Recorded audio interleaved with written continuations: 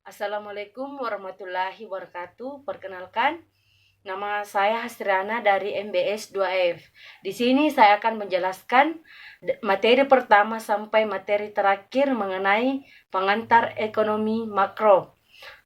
Materi pertama yaitu perbandingan ekonomi tiga sektor. Pengertian perbandingan ekonomi tiga sektor adalah pemerintah yang meliputi kegiatan dalam sektor perusahaan, rumah tangga, dan pemerintah. Aliran pendapatan terbagi menjadi dua, yaitu aliran pendapatan dari pengeluaran. Dua, syarat keseimbangan. Aliran pendapatan terbagi menjadi tiga aliran, yaitu pembayaran. Satu, pembayaran pajak oleh rumah tangga dan perusahaan kepada pemerintah. Dua, aliran pengeluaran dari sektor pemerintah ke sektor perusahaan. Tiga, aliran pendapatan sektor rumah tangga dalam rumah tangga.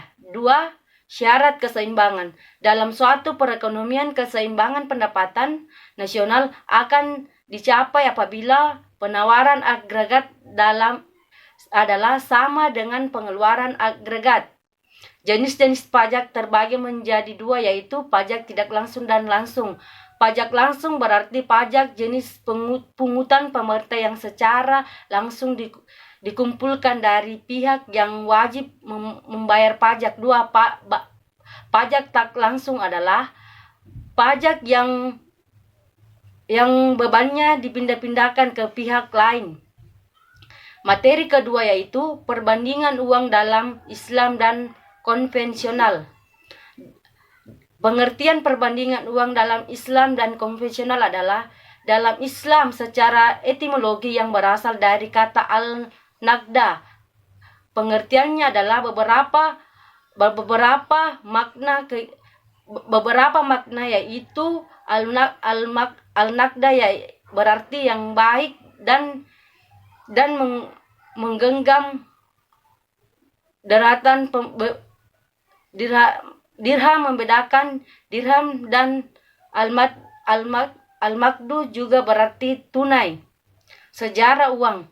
Pada awal pendapatan manusia memenuhi kebutuhannya secara mandiri. Mereka memperoleh makanan dari berburu atau memakan berbagai buah-buahan karena jenis kebutuhannya masih sederhana, belum membutuhkan orang-orang lain. Masing-masing individu memenuhi perekonomiannya secara mandiri. Dalam prode prabarter ini manusia belum mengetahui transaksi perdagangan atau kegiatan jual beli.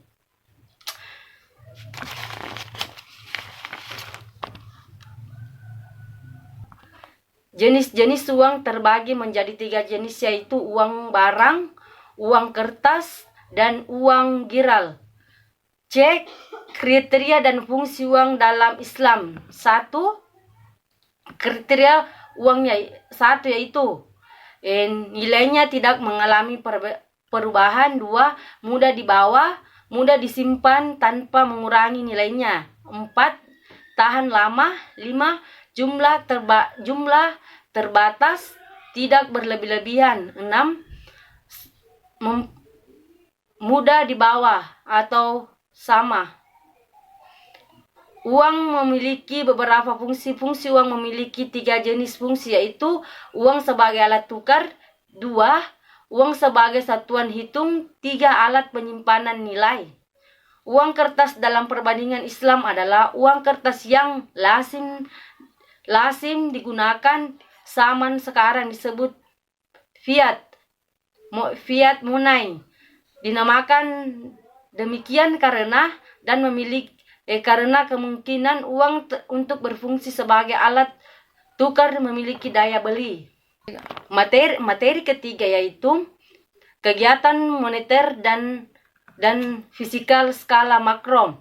Pengertian kegiatan moneter dan skala makro adalah bidang anggaran dan belanja negara yang bertujuan mempengaruhi jalannya perekonomian.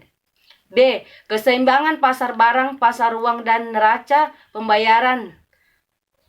Keseimbangan di pasar barang menggunakan bahwa input sama dengan perekonomian pendapatan barang jasa, yaitu jumlah dari keseluruhan investasi pengeluaran pemerintah, ekspor dan NATO.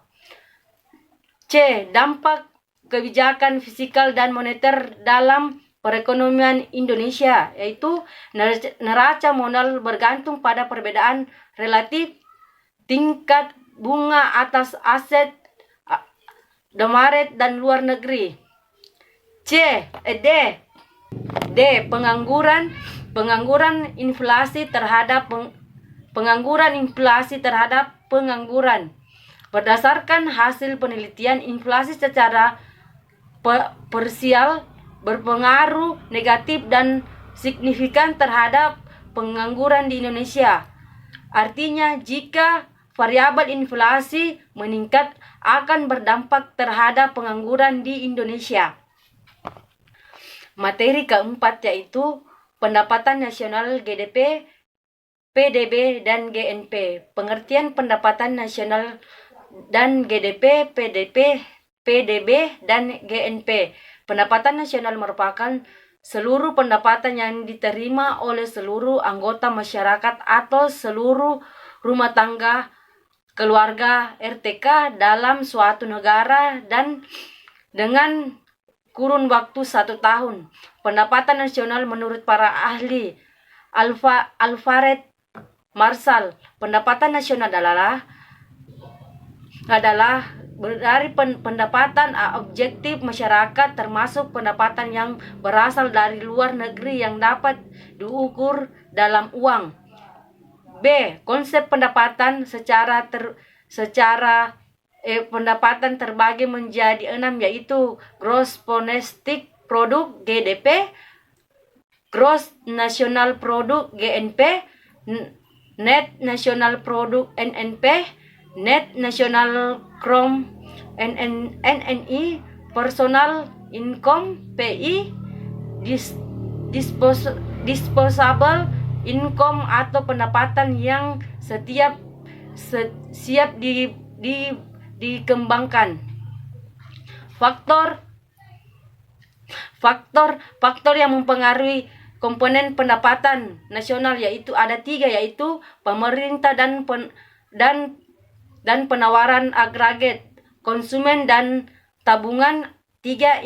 Investasi. Manfaat. D. Manfaat perhitungan pendapatan nasional. Perhitungan pendapatan nasional itu terbagi menjadi 3, yaitu dampak ada 3, yaitu dampak mengetahui struktur negara, menjadi aliran dasar dalam penawaran, keseimbangan ekonomi pemerintah. 3. Menjadi acuan atau dasar dalam perbandingan kebijakan alternatif. Materi kelima yaitu pendapatan per kapita. Pengertian pendapatan per kapita adalah ukuran jumlah uang yang diperoleh per orang di suatu negara atau wilayah geografis. Fungsi pendapatan per kapita adalah pendapatan per kapita untuk mengetahui apakah suatu wilayah bisa disebut sejahtera atau tidak. C. Kegunaan pendapatan per kapita ada 2, itu untuk melihat tingkat perbandingan kesejahteraan masyarakat suatu negara dan dari tahun ke tahun. 2. Sebagai data perbandingan kesejahteraan suatu negara dengan negara lain. D. Mengapa pendapatan per kapita perlu dihitung? Untuk menjadi negara yang maju dan sejahtera, pemerintah memerlukan gambaran tentang bagaimana kondisi perekonomian di negara mereka. Materi keenam yaitu produksi, konsumsi, distribusi, dan skala makro. Pengertian produksi adalah suatu kegiatan aktivitas untuk mendapat penghasilan atau juga menambah nilai guna suatu barang untuk memenuhi kebutuhan orang atau suatu badan produsen. Contoh produksi terbagi menjadi 5, yaitu kegiatan ekstraktif, kegiatan pertanian, kegiatan industri, kegiatan pertambangan, yang terakhir itu kegiatan jasa. Jenis-jenis produksi terbagi menjadi dua, yaitu produksi barang, dua produksi jasa. Pengertian distribusi. Distribusi merupakan suatu kegiatan menyalurkan suatu produk baik itu barang atau jasa. Tujuan distribusi untuk memenuhi kebutuhan konsumen di berbagai daerah. Dua, menjaga kelangkaan perusahaan. Tiga, mencapai pemerataan produk. Fungsi distribusi ada dua, itu memperlancar arus penyaluran barang dan jasa. Dua, memberikan barang dan jasa dari produsen sampai ke tangan pengguna. C. Pengertian konsumsi. Pengertian konsumsi ialah suatu kegiatan manusia yang menggunakan dan mengurangi daya guna suatu barang dan jasa. Contoh konsumsi terbagi menjadi tiga, yaitu kegiatan makan, minum, berpakaian, berkendara. Dua, kegiatan pertanian, penggunaan pupuk, obat-obatan, dan anti